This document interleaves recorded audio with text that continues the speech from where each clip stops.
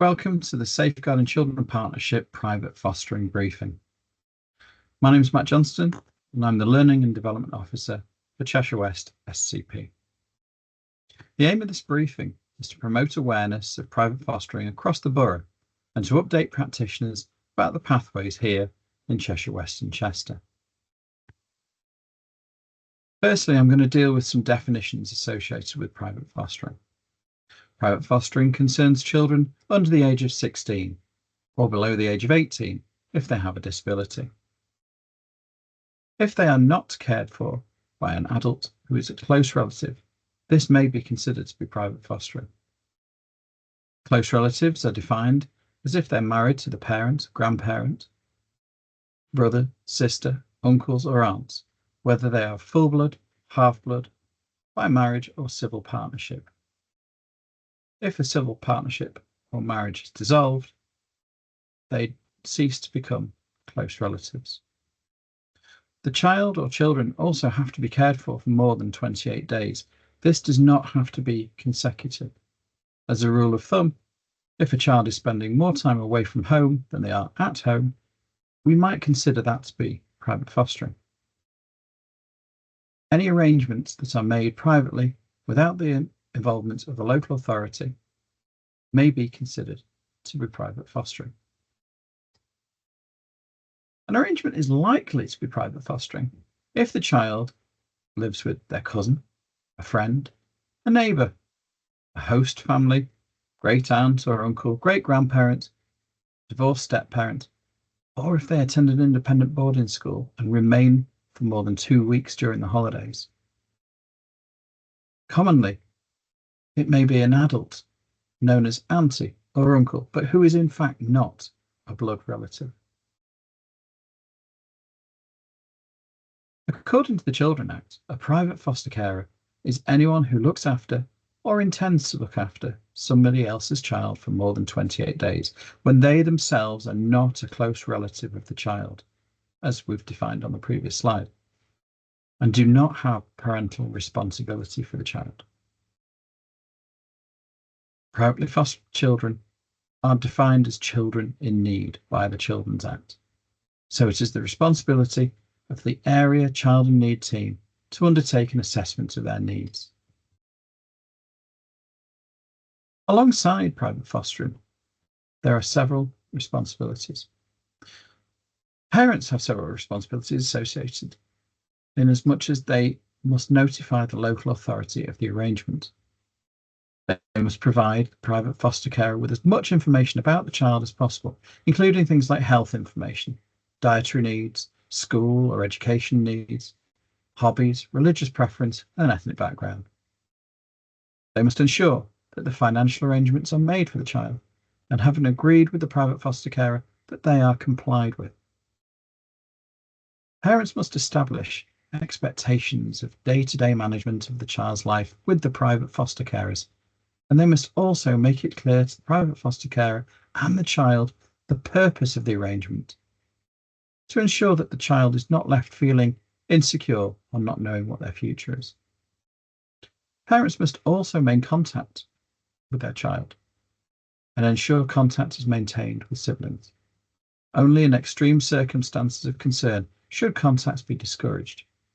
If you require any advice and guidance on whether contact is appropriate, please contact Children's Services.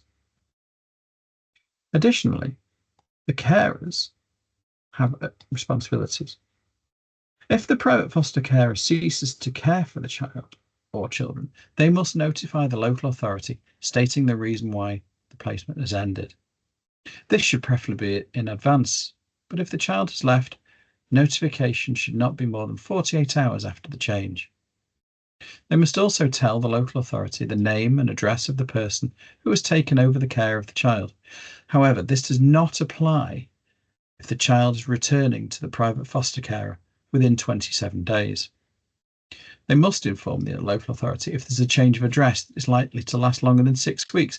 So, for example, if the private foster carer is having some building work done on their house and will be at a different address for a couple of months, they must inform the local authority.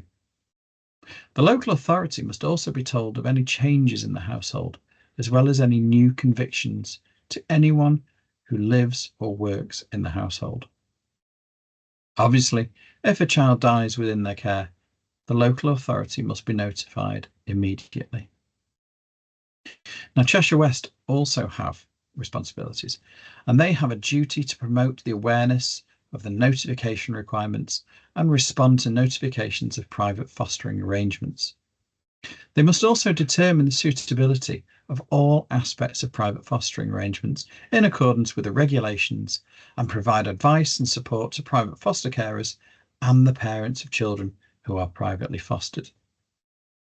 Cheshire West and Chester must also ensure that the welfare of children who are privately fostered is safeguarded and promoted whilst checking and reporting on the ways in which the local authority discharges its duties and functions in relation to private fostering.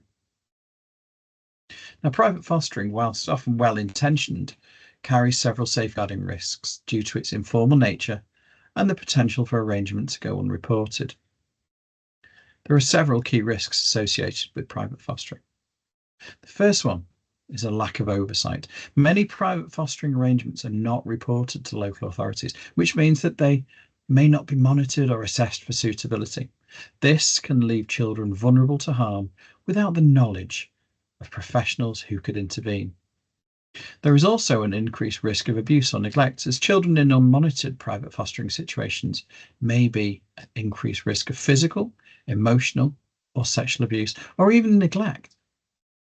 The tragic case of Victoria Climbié, who died in 2000, whilst in a private fostering arrangement, highlighted the dangers of inadequate oversight. Being separated from parents and placed with unfamiliar carers can also cause a great deal of emotional distress, anxiety, or attachment issues, especially if the child is not adequately supported or if the arrangement is unstable. Private fostered children may experience a loss of cultural identity, especially if they are placed with carers from different backgrounds without efforts to maintain the child's heritage, language, or religion. If the arrangement is not well planned, children may face disruption in schooling, a lack of support with homework, or difficulties accessing educational resources. There are also legal and health risks, as carers may not have access to the child's medical history or legal documents, making it difficult to provide appropriate healthcare or make decisions in emergencies. In rare but serious cases, private fostering can be used as a cover for child exploitation or trafficking, especially if the arrangement is hidden from the authorities. Here are some examples that you might come across. There are other examples, such as parental illness or incarceration, and sometimes children may be sent to live with a religious leader or a family friend in another city to receive religious or cultural education. This arrangement is private and not through social care. We've included in the packs that can be downloaded from the Safeguarding Children Partnership website this flowchart. This flowchart will help you quickly identify a private fostering arrangement.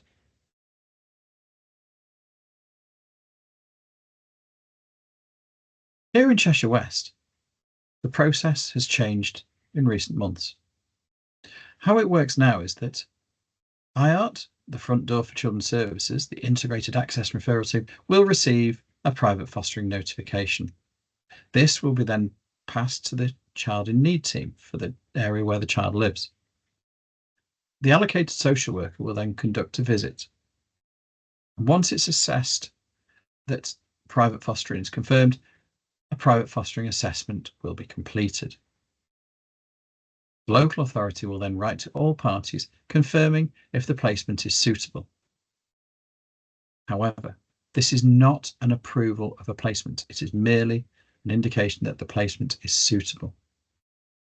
If at any point in the assessment process or any subsequent monitoring, any concerns emerge regarding the child's safety or well-being which would constitute a child protection concern, the normal child protection processes should be used.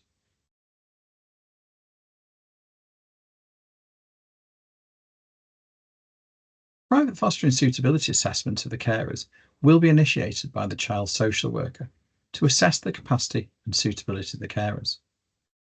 Relevant checks such as DBS, Statutory checks with health visitors, school, education service, and other relevant professionals will be undertaken. A health and safety check will be completed, and the carers will be required to complete a health declaration form.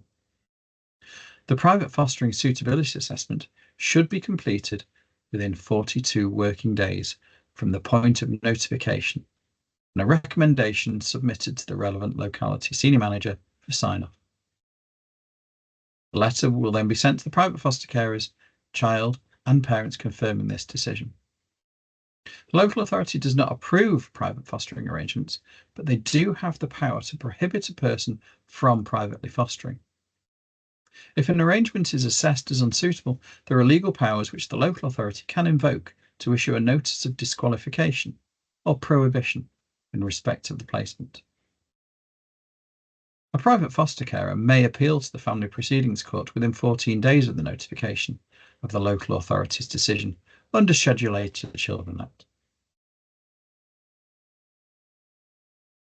All existing notifications and assessments and arrangements will be quality assured by Children's Services quality assurance process on a quarterly basis. This quality assurance process will consider whether the application meets the criteria for private fostering arrangements, any safeguarding concerns in relation to the child or children, the age of the child or children placed in relation to permanency issues, any prohibition decisions such as offences declared or not declared, the identification of clusters of concerns, the developing and monitoring action plans to aid safeguarding and development, and the child in need plan should reflect all of the arrangements. This is where smart planning will be essential. Children's Services, along with the Safeguarding Children Partnership, will also monitor and review as required the private foster care policies and procedures, any awareness campaigns, any information required for the senior management team in Cheshire West and Chester Council or the Safeguarding Children Partnership.